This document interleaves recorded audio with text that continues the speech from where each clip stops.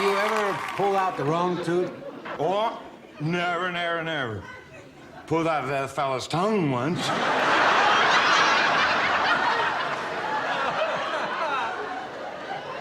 His tongue? Well, what did he say? He said, Well, I mean,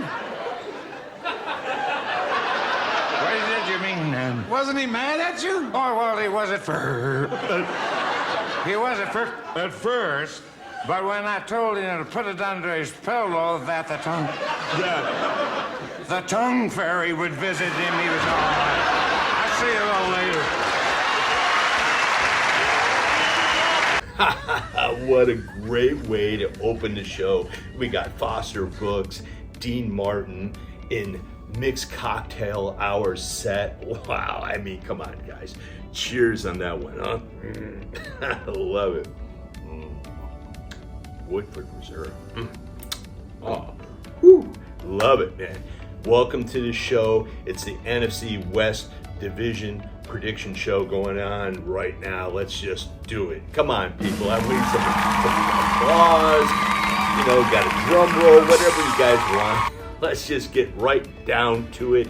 This could be a very interesting division, guys. Very, very interesting division. Let's just get to it. Ready? Let's start right now.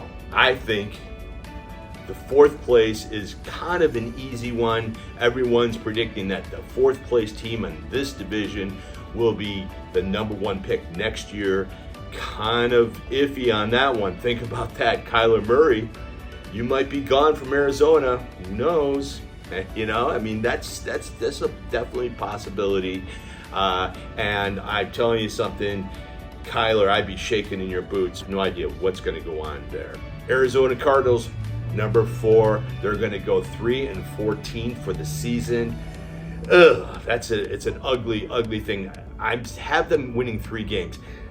They could possibly only win 2.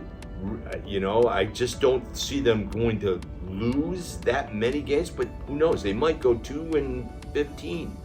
But I have them going 3-14 to the Arizona Cardinals. Congratulations.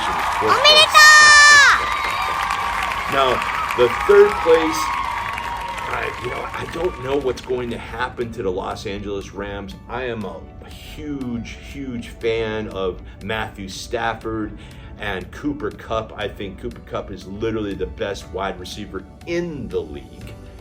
And, Matthew Stafford, I always loved him at Detroit. And when he came in from Detroit and played on the Los Angeles Rams and won the Super Bowl, wow. That was just exciting. They still have Aaron Donald, but I looked at their schedule, guys. I looked at it, and I'm just not liking it. I'm not liking it at all. I have them 7-10. Ooh, that's an ugly one. 7-10, maybe 8-9. Maybe. They could squeak out that one other win and go 8-9, but that's what I have them at. 7-10. Ugh. The second place is going to be the Seattle Seahawks, and I have Seattle looking really good, and then they're going to end up 9-8. Yeah, 9-8. That's what they're going to end up at, and what you have to realize is that when they play the San Francisco 49ers, I think they might beat the San Francisco 49ers on Thanksgiving Day, which is the 23rd of November, right? But what you have to realize is this. Every single team last year, every single team that played the 49ers, look it up, their next game, they lost. Yes, every single team. One more time. This is a mind-blowing stat. Every single team that played the San Francisco 49ers lost their next game. So there's a stretch where they have 4 really tough games. They have San Francisco, Dallas Cowboys, San Francisco, and the Eagles, starting on Thanksgiving. I have them winning their last 2 games. I really do have them winning their last 2 games. So I have them going 9-8, beating the Rams twice. So I just see the Seattle Seahawks squeaking in at number 2 and going 9-8. Now let's just look at the San Francisco 49ers. For number 1, let's just get to it. I think that the tight ends should be paid more.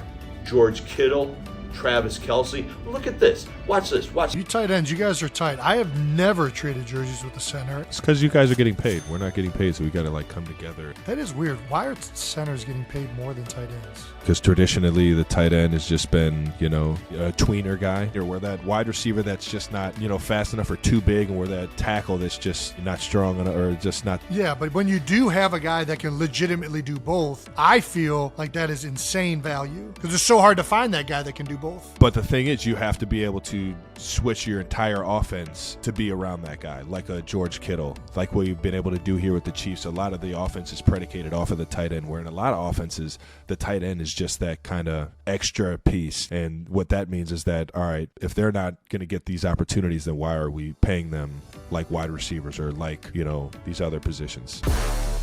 I think there's 4 tight ends in the NFL that should be getting more money. Travis Kelce is one of them. He's the best tight end in the league. Then we have George Kittle. Then we have Mark Andrews. I mean, really, those top 3 should be getting paid just like the wide receivers are getting paid.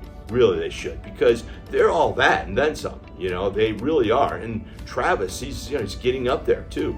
And I really think these. Watch their show, him and his brother's show. It's just amazing. Great show. I listen to them all the time. Fully enjoy their banter back and forth.